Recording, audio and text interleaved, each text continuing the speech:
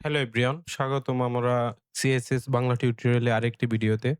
এই ভিডিওতে আমরা দেখব কিভাবে আমরা সিএসএস এড করতে পারি একটি ওয়েবসাইটের মধ্যে এবং আমরা যে কিভাবে সিএসএস এর মধ্যে কমেন্ট করতে পারি এবং সিএসএস এর কিছু কমন মিস্টেক গুলো তো কিভাবে ভুল হয়। তো এই ভিডিওতে আমরা দেখব ওইগুলো। তো ১ম এই ধরো আমরা কিন্তু অলরেডি কিন্তু আমরা স্টাইল এড করে ফেলেছি। তো আমরা আসলে জানি না হয়তোবা কোনটা কি স্টাইল। তো এইখানে দেখতে পাচ্ছ যে এইখানে যে স্টাইলটা ব্যবহার করা হইছে, এটাকে বলা হয় ইন্টারনাল সিএসএস স্টাইল, হ্যাঁ? এটাকে ইন্টারনাল বলা হয়। তাহলে আরেকটা হচ্ছে গিয়ে ইনলাইন সিএসএস স্টাইল। তো আমরা এখানে ইনলাইন কোনো সিএসএস স্টাইল ব্যবহার করিনি। ধরো আমরা এইখানে হ্যাঁ, এইখানে আমরা একটা এইখানে একটা ইনলাইন সিএসএস স্টাইল ব্যবহার করি। ইনলাইন সিএসএস স্টাইলের জন্য আমরা ১ম এ একটি স্টাইল নামের ট্যাগ রয়েছে, সরি এট্রিবিউট রয়েছে। সো ওই এট্রিবিউটটি নিবো। ওই এট্রিবিউট নেওয়ার পরে ধরো আমরা এখানে ফন্ট সাইজ এটার বাড়াবো। ফন্ট সাইজ, হ্যাঁ? ফন্ট সাইজ দিব। ফন্ট সাইজ দিয়ে এখানে আমরা ধরো আ 40 পিক্সেল দেই। 40 পিক্সেল দিয়ে আমরা এটা সেভ দিয়ে দেখো আমরা যদি ব্রাউজারে যাই, আমাদের ব্রাউজারে দেখো এটা কিন্তু এই লেখাটা কিন্তু এখন বড় হয়ে গেছে। ধরো আমরা এটাকে আরেকটু কম দেই। ২০ পিক্সেল দেই। ২০ পিক্সেল দিলে দেখো এখানে কিন্তু একটু ছোট দেখা যাবে। হ্যাঁ?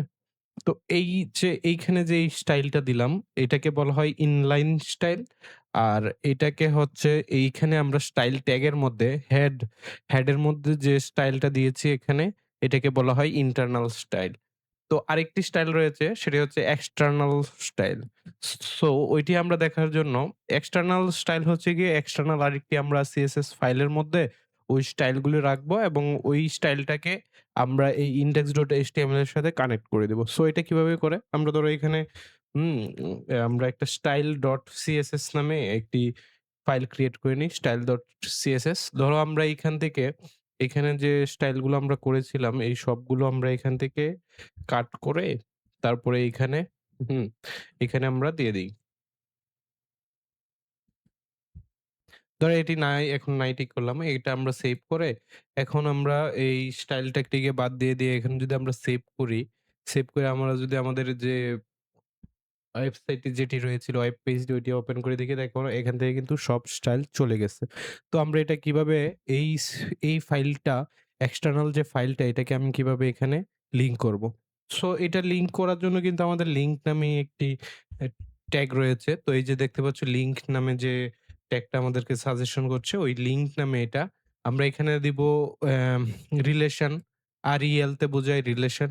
রিলেশন কি? রিলেশন হচ্ছে এটা স্টাইল শীট এবং এইখানে আমাদের কিন্তু যে আমাদের যে ফাইলের লোকেশনটি এবং সিএসএস ফাইলের লোকেশনটি সেটি দিতে হবে।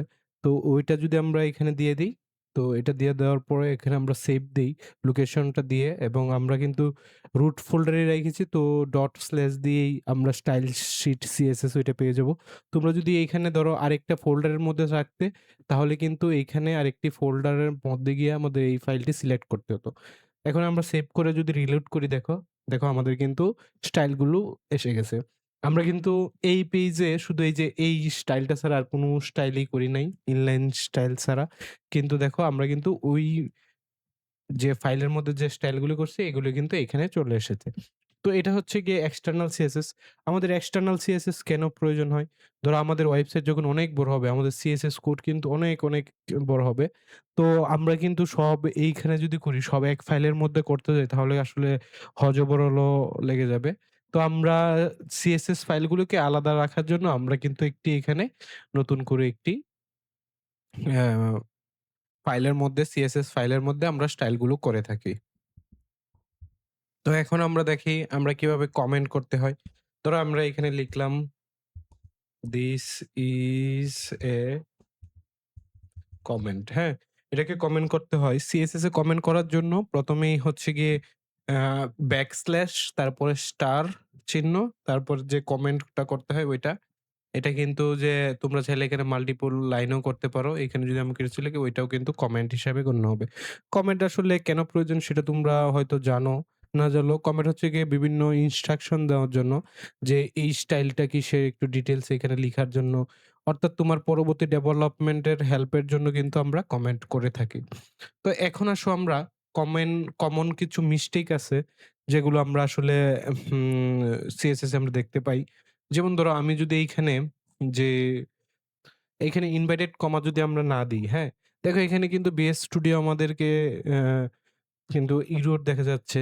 তো আমরা যদি এটা না দেই, দেখো এইখানে কিন্তু আমাদের এই যে স্টাইলটা যেটা আছে, দেখো এটাতে কিন্তু হ্যাঁ, কাজ করছে না।